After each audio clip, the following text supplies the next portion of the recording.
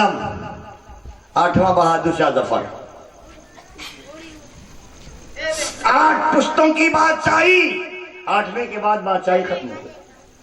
صدائیں گونجتی ہیں ہند میں اللہ اکبر کی، جو سچ پوچھو تو یہ صدقہ مدار العالمی کا۔ نعرہ تکبیر، نعرہ رسالت، دم مدار، دم مدار، جشن عرس جان من جنتی، جشن عرس ملنگان اعظم، دم مدار، دم مدار۔ ایک بیچ میں اور آیا ہے آدمی، ان 8 کے بیچ میں ایک نام اور ہے جس کے نام سے جی ٹی روڈ ہے، سمجھ لیا آپ نے؟ ایک سپاہی جس کا نام شیر شاہ سوری ہے، یہ بھی تو بیچ میں آیا، ہمایوں کو شکست دے کر کچھ دنوں کے لیے یہ بھی تو بادشاہ بنا شیر شاہ۔ اسی بحر ذخار میں لکھا ہے کہ یہ شیر شاہ سرکار سیدنا جمال الدین جان من جنتی کے بڑے بھائی سرکار سیدنا احمد بادیہ پاس سے عقیدت رکھتا تھا۔ سبحان اللہ۔ ان کی عقیدت کا یہ عالم کہ بعد شیر شاہ نے اپنے بہن ماہ بانوں کو سرکار سیدنا احمد بادیہ پاک کے عقد میں دے دیا۔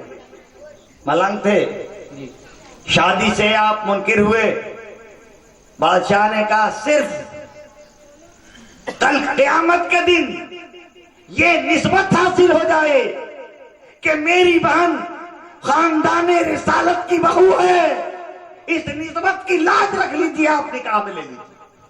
اللہ، حضرت سیدنا سید احمد بادیہ پا نے ان کو اپنے حبال عقد میں قبول فرما لیا، اور پھر دوسرے ہی دن وہ پردہ کر گئے۔ مشیت خدا کی دیکھو، سہاگ رات نہیں ہوا اور دوسرے دن وہ پردہ کر گئی، حبال عقد میں آ گئی، خاندان نبوت کے بہو بننے کا شرف حاصل ہو گیا۔ ایک دن بادشاہ شیر شاہ آپ کے مزار مقدس پہ حاضری دینے جاتا ہے، دل میں تمنا ہے کہ اگر واقعی یہ بادشاہ ہیں تو میرے من کی مراد یہ پوری کر دیں گے۔ ایسے سیزن میں بادشاہ گیا جو آم کا سیزن نہیں، بادشاہ کو آم کھانے کا بڑا شوق تھا لیکن آم کا سیزن نہیں ہے۔ جب سیدنا احمد بادیہ پاک کے دربار میں پہنچا ہے، دل میں یہ تمنا لے کر گیا ہے کہ میں ان سے آم مانگوں گا، اگر وہ آم دے دیں تو میں سمجھوں گا کہ اللہ کے ولی ہے۔ جب بادشاہ وہاں پہنچا ہے تو سرکار سیدنا احمد بادیہ پا اس وقت آم کھا رہے تھے۔ آدھا کھایا ہوا آم شیر شاہ سوری کے حوالے کر دیا۔ بادشاہ نفاست پسند تھا، آم جھوٹا تھا، لے کے رکھ لیا، کھایا نہیں۔ سرکار سیدنا احمد بادیہ پا فرماتے ہیں اگر یہ آدھا کھا لیتا تو اس کے خاندان سے حکومت نہیں جاتی، ولایت نہیں جاتی، بزرگی نہیں جاتی۔ اللہ، صدائیں گونجتی ہیں ہند میں اللہ اکبر کی، جو سچ پوچھو تو یہ صدقہ مدار العالمی کا ہے۔ سبحان اللہ، بے شک۔ مولوی مولانا بیان کرتے ہیں کہ غوث پاک کی کوئی بہن نہیں تھی، جب بہن نہیں تھے تو جمال الدین پیدا کہاں سے ہوئے؟ تو ایک جملے میں سلسلہ مداریہ کے شعبہ دیوانگان کا خاتمہ کر دیا، تو بہن ہی نہیں تھی ان کی۔ اب ان جھوٹے لوگوں سے مداریوں کی دشمنی میں اگر سرکار غوث پاک کی ایک بہن کو یہ شہید کر رہے ہیں تو سرکار مخدوم اشرف کے شجرے کا کیا ہوگا؟ سرکار مخدوم اشرف جہانگیر سمنانی کے شجرے پہ کتنا بڑا اٹیک ہے۔ ارے بھائی، تمہارے ہی سلسلے کی ایک کتاب ہے میلاد رحمت للعالمین،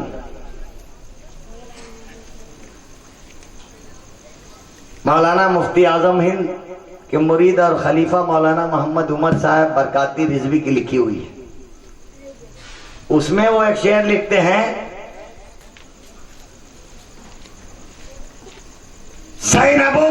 نصیبہ خارانی حضرتن، سرکار غوث پاک کی دو بہنیں ہیں، ایک کا نام زینب ہے اور ایک کا نام بی بی نصیبہ۔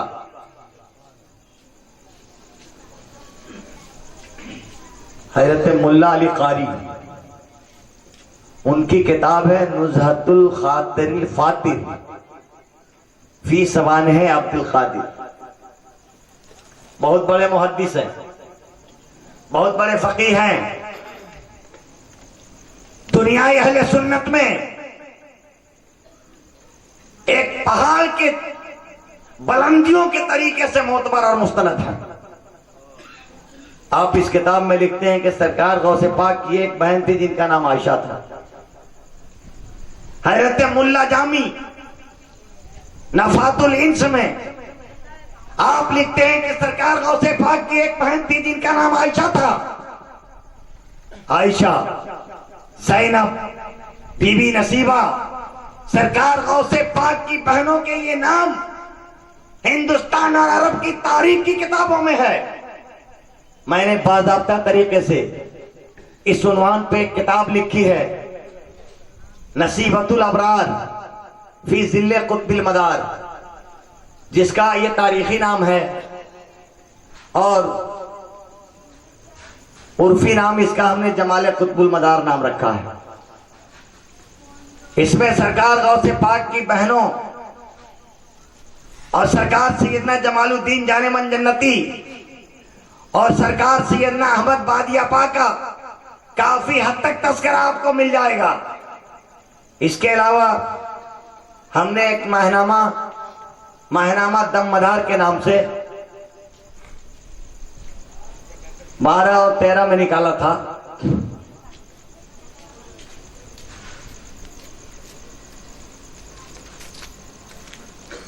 اس کتاب میں ایک چیپٹر ہے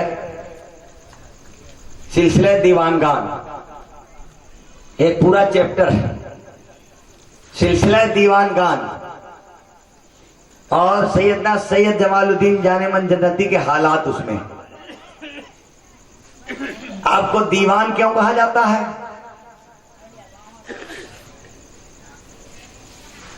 آپ لوگوں کو لوگ دیوان کیوں کہتے ہیں؟ کہ پوری جماعت کو ایک نام دے دیا گیا، دیوانگان۔ آخر دیوانگان کیوں آپ کو بولا جاتا ہے؟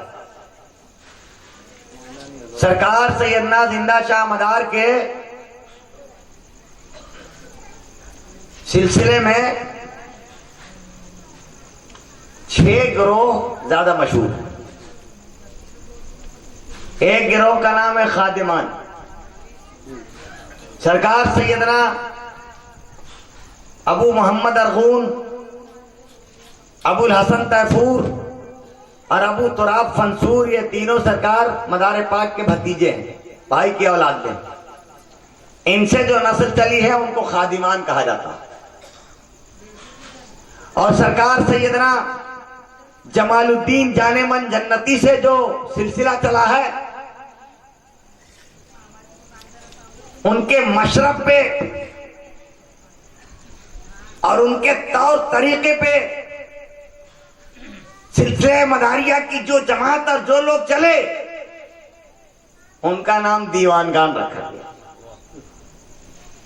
اور سرکار سیدنا قاضی مطہر قلعہ شیر جو ماوراء نہر سے ہندوستان میں آئے تھے، اور سرکار سیدنا جمال الدین جان من جنتی بغداد سے ہندوستان آئے تھے، تو جو ماور شریف میں ان کا مزار ہے، ان کے سلسلے کو، ان کے مشرب پہ، ان کے طور طریقے پہ چلنے والے کو عاشقان کہا گیا۔ دیوانگان میں 72 پٹیاں ہیں،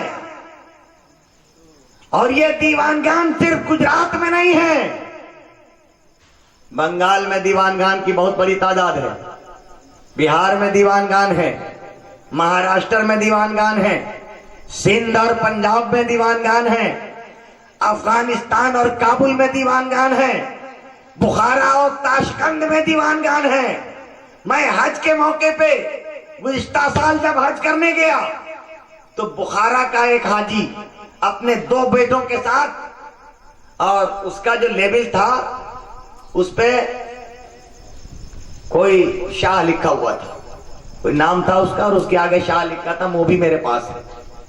میں نے پوچھا آپ کس قبیلے کے ہو؟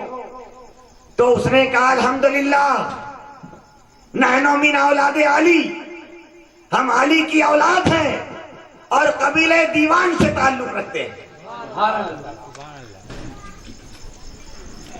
تو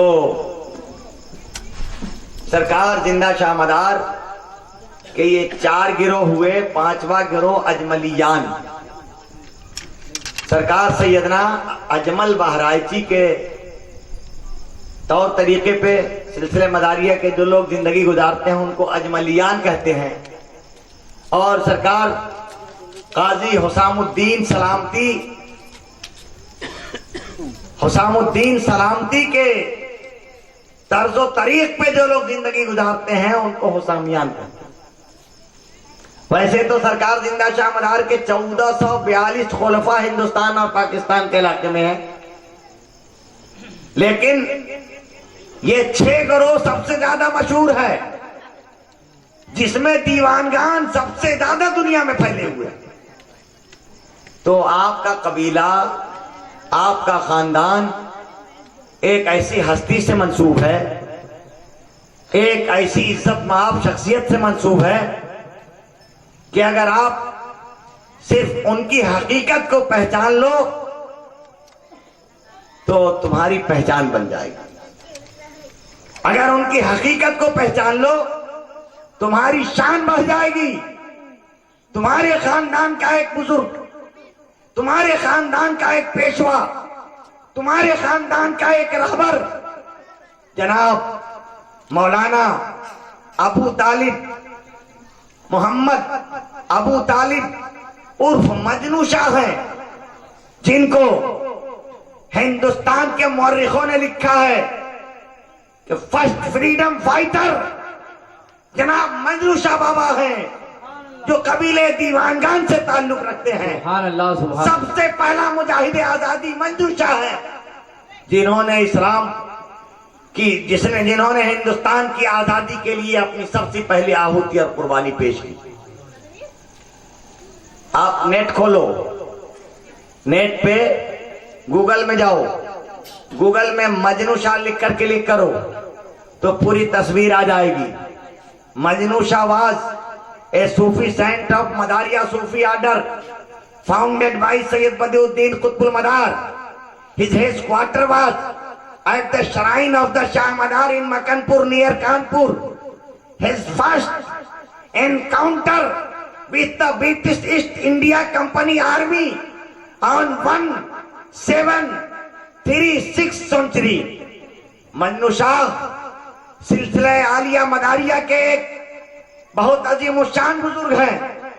سلسلہ عالیہ مداریہ کا فاؤنڈیشن اور فاؤنڈر سید بدی الدین زندہ شاہ مدار ہیں، جن کا مزار مقدس مکن پور شریف ضلع کانپور میں ہے۔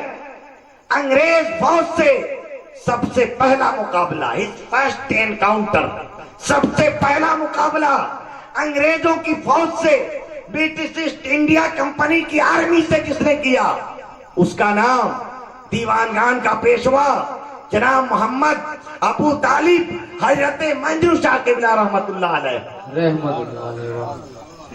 تمہارے کارنامے یہ ہیں کہ 5000 سے لے کر 50,000 کی فوج آپ نے بنائی اور انگریزوں سے سن 1763 سے لے کر 1787 تک مسلسل جنگ کرتے رہے۔ 1787 میں آپ شہید ہوئے اور آپ کا مزار مقدس مکن پور شریف میں آج بھی جلوہ افغن ہے۔ تو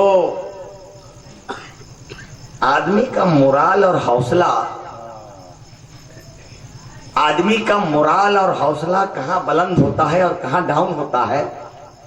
جو قوم اپنے باپ دادا کی تاریخ کو جانتی ہے، اپنے باپ دادا کی یادگاریں مناتی ہے، اس قوم کا مورال اور حوصلہ بلند رہتا ہے۔ اور جو قوم اپنے باپ دادا کو بھلا دیتی ہے زمانہ اسے بھی بھلا دیتا ہے.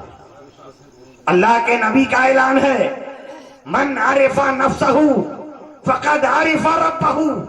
جس کو اپنی پہچان ہو اسی کو رب کی پہچان ہے، اور جو اپنی پہچان بھلا دیتا ہے وہ خدا سے بھی غافل ہو جاتا ہے، خدا کی پہچان بھی وہ بھول جاتا ہے. تو آپ اپنے بزرگوں کے طور طریق کو اپنائیں. آپ ہندوستان کی دھروہر ہیں، پورے ہندوستان کی بات کر رہا ہوں. جتنی درگاہیں ہیں، جتنے مزارات ہیں، دو ناموں سے جانے جاتے ہیں، یا تو سید بابا یا فلاں شاہ، غیبن شاہ، رحیم شاہ، کریم شاہ، مراد شاہ، محبت شاہ، حکیم شاہ.